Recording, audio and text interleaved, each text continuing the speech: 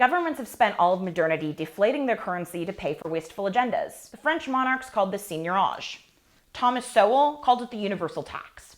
Today, we have basic Bidenomics. A single year of Joe Biden's presidency has netted Americans 7% inflation. Even accounting for wage gains, the average American lost 2% of their purchasing power in 2021. For the unlucky workers who didn't receive raises, well, they lost what is equivalent to 2 of their 26 bi-weekly paychecks last year. This is a feature, not a bug, of the Biden presidency and of the Democratic agenda. Trump spent a cumulative $3.2 trillion at the height of the pandemic, and that was before the vaccine rollout.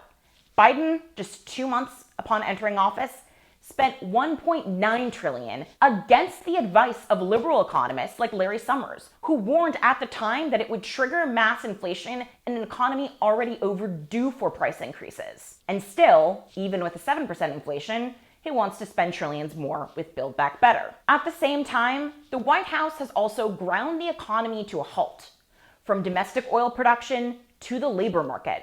Let's just go through it. He suspended the Keystone XL pipeline and refused to renew our own domestic oil leases. At the same time, he refused to sanction Russia's Nord Stream 2 pipeline, meaning that while we can't drill or own American oil, we're now dependent on American adversaries for our oil. Add in the labor supply crunch created directly by Biden's regulations. His illegal vaccine mandate drove out tons of workers who don't want to comply with the jab mandates. At the same time, you have the Democratic-aligned teachers' unions that still have enacted draconian school closures and quarantine rules, driving tons of parents, disproportionately mothers, out of the workforce, compressing the labor force. This also continues to drive up prices. The result? Gas is up nearly 50% from last year.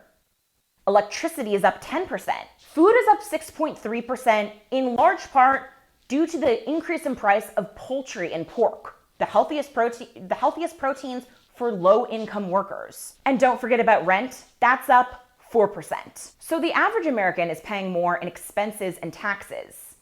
But the government's debt isn't adjusted for inflation. The wealthy don't spend the majority of their budgets on basic shelter, transportation, and food.